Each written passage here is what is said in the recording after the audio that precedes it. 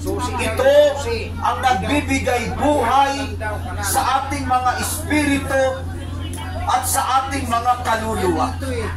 Mabuting bagay, mga minamahal, na sa mga oras na ito tayo po ay magkaisa, na lumapit sa Panginoon, magkaisang manalangin, sapagkat ang panalangin ay nagpapakita na wala tayong magagawa. We can do nothing without Christ. Pag wala si Kristo, pag wala ang tulong ng Panginoon, mga minamahal, wala po tayong magagawa. Tayo po ay manalangin. Ama naming Diyos, banal at makapangyarihan sa lahat, sa mga oras na ito kami po ay patuloy na nagpapasalamat sa iyo, sapagkat aming karanasan ang iyong mga pag-iingat mula pa kagabi, Panginoon, sa panahon na kami ay natutulog, nagpapahinga. Hindi mo kami pinabayaan.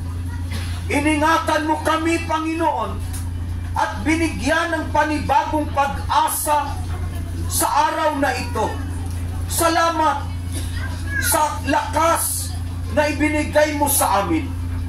Panginoon, nagkakaisa kami na ikaw ang patuloy na mag-ingat sa bawat isa sa amin, Panginoon. Lalong-lalo na, O Diyos, sa barkong ito. Magpadala ka ng mga anghel upang ingatan itong barko, lalong-lalo na sa panahon na ito ay naglalakbay sa karagatan. Panginoon, ingatan mo po ito sa pamamagitan ng iyong mga anghel. Ingatan mo rin ang lahat ng mga pasahero na ngayon ay nakasakay, at sa kanilang patuloy na paglalakbay mamaya, Panginoon, ingatan mo po ang mga sasakyan na kanilang sinasakyan. Ingatan mo rin ang mga driver ng mga sasakyan hanggang makarating sila sa kanilang mga destinasyon na ligtas. Pagpalain mo ang kanilang hanap buhay, ang kanilang mga trabaho, negosyo. Panginoon, palaguin mo at pagpalain. Hallelujah! Panginoon, sa lahat ng mga opisyalis ng barkong ito, Panginoon, at sa lahat ng mga empleyado ng barkong ito, ingatan mo po sila araw-araw. At sa lahat ng mga pasahero na may mga problema, bigyan mo ng solusyon. Ang mga may sakit, ikaw po ang magpagaling. Salamat po, Panginoon. Ito po ang aming dalangin. In Jesus' name, Amen. Praise the Lord. Sa muli, mga minamahal, magandang araw po sa inyong lahat.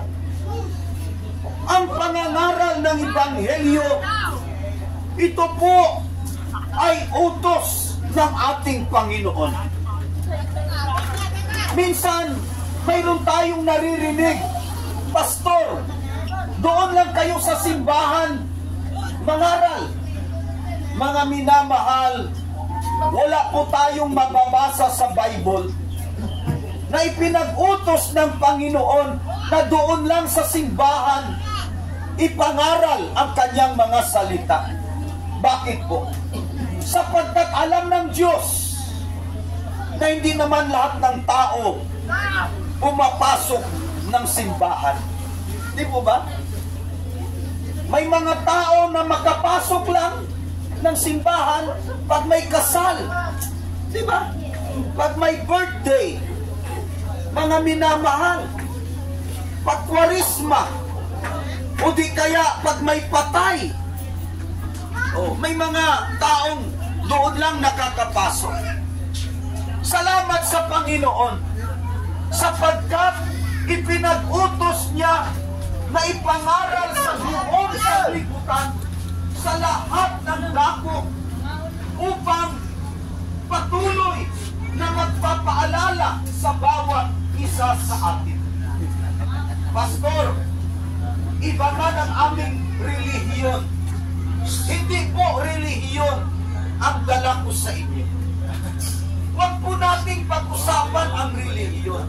Marami pong nag-aaway. Minsan may mga nagpapatayan dahil sa relihiyon.